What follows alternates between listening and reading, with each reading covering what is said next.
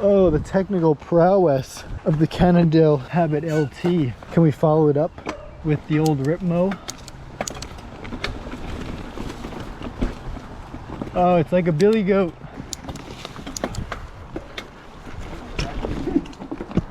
Oh. Connecticut people are insane. They are.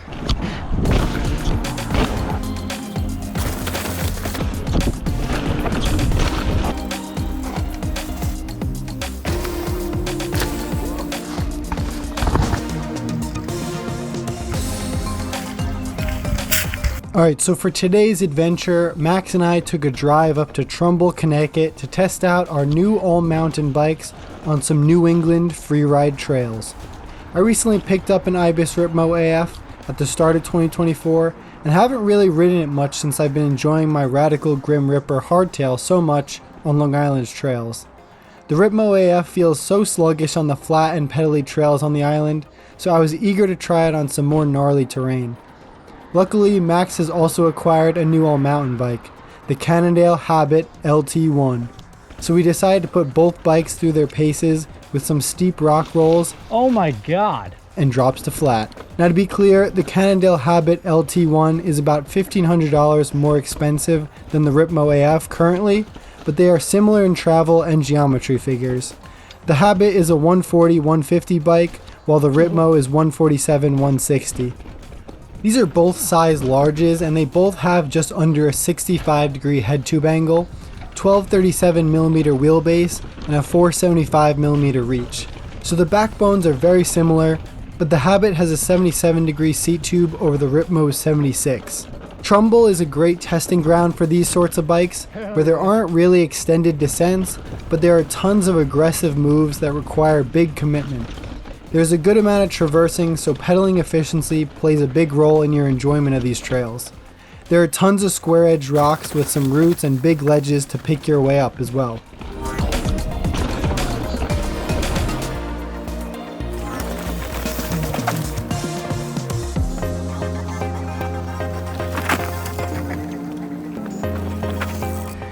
This thing is so heavy.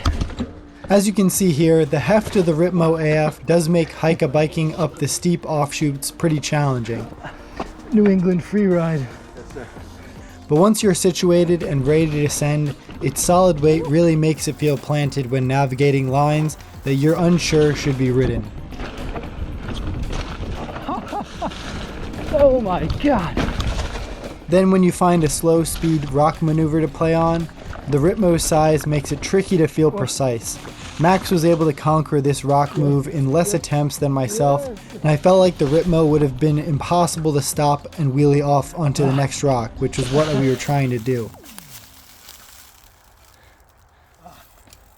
Yeah, it is, man. Eventually we found some of the rock rolls that Trumbull is known for along the main trails, and the Ripmo's planted suspension really allowed me to roll pretty much anything we came across.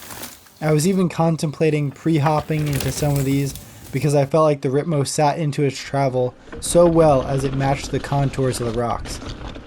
Max wasn't feeling super confident on the rolls with the Habit LT, but in a moment we switched bikes and I got to feel how supportive and poppy the Habit feels. There you go. We switched bikes, no setup changes, just to get a taste of each bike, and I was immediately impressed with how firm the pedaling platform on the Habit was. Since the Habit didn't have a Maxxis assegai like the Ripmo, it felt way faster to accelerate and kept its speed much better through the rolling terrain. On the Ripmo, as soon as I hit some rocks and roots, I just felt like I was getting bogged down so quickly. The Ripmo has a coil fork, and I think this really kind of makes it feel kind of sluggish when you're going over choppy terrain that's more traversy and not necessarily pointed downhill. The Habit LT1 got up to speed and kept that speed with significantly less effort than the Ripmo, making it way more fun to sprint for those little root gaps and catch small transitions on the trail. That is the way I like to ride, but I can see how the Ripmo would be a good choice for steeper, chunkier terrain. I can imagine the Ripmo would be a ton of fun at Aquaterra Wilderness area, which I have some videos on from my time at Binghamton. This feels good. Yours definitely feels stiffer. Yeah. And like more pedaling platform. Oh my god, this feels disgusting. Back on the Ripmo now, and I was inspired to do this downed tree skinny. Oh, hell yeah.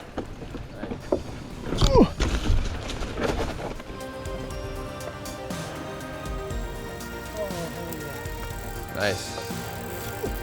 It felt so planted that I wanted to follow up on the Habit to see if it felt sketchier. Sure enough, the Habit felt great too, and if anything, I felt like it would have been easier to wheelie drop off the log in case I needed to bail last second, because that pedaling platform feels firmer.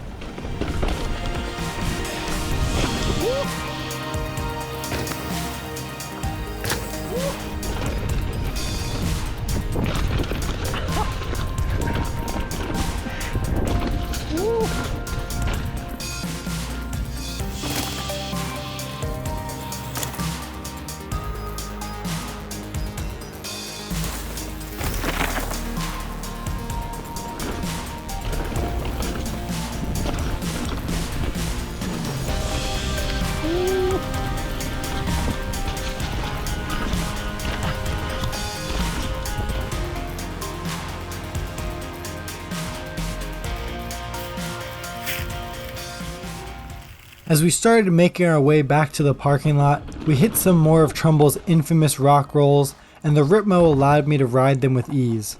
The heavier duty tire certainly helped maintain the grip on any rock face, but the lower level Shimano Dior brakes leave a little bit to be desired for how hard you can charge on this bike. And speaking of spec, the refreshed Ibis Ripmo AF for 2024 has an SLX model that goes for $3,700. While the Habit LT2 is currently at $3,625. For that price, the Ripmo is a full SLX build with drivetrain and brakes, but the LT2 has a mix of Shimano XT, SLX, and Dior drivetrain with Dior level brakes. The caveat being the Cannondale has a RockShox Lyric and Super Deluxe Select compared to the Marzocchi Bomber Z1 coil fork and Bomber Air Shock. Personally, the RockShox suspension and the Habit's geometry suits my riding style better, so I'm not too sure if I'll be keeping this Ripmo AF for a long time. I am looking forward to trying it out at Mountain Creek this season, as I'm sure it'll be a lot of fun there, but I don't visit the bike park enough to justify such a plow machine of a bike, and will probably be looking for a short to mid-travel trail bike with a more supportive and poppy suspension feel eventually. Nonetheless, I'm still having fun on the Ripmo, and I'm grateful for the ability to own a couple bikes at the moment. Let me know if you have any experience with riding either of these bikes and what your thoughts were, as I'm quite curious. This is my first foray into mid-travel 29er all mountain bikes, and was quite surprised by how different they could feel. But anyways, hopefully you enjoyed this video, and remember, stay venturing, my friends. I'm tempted to jump in.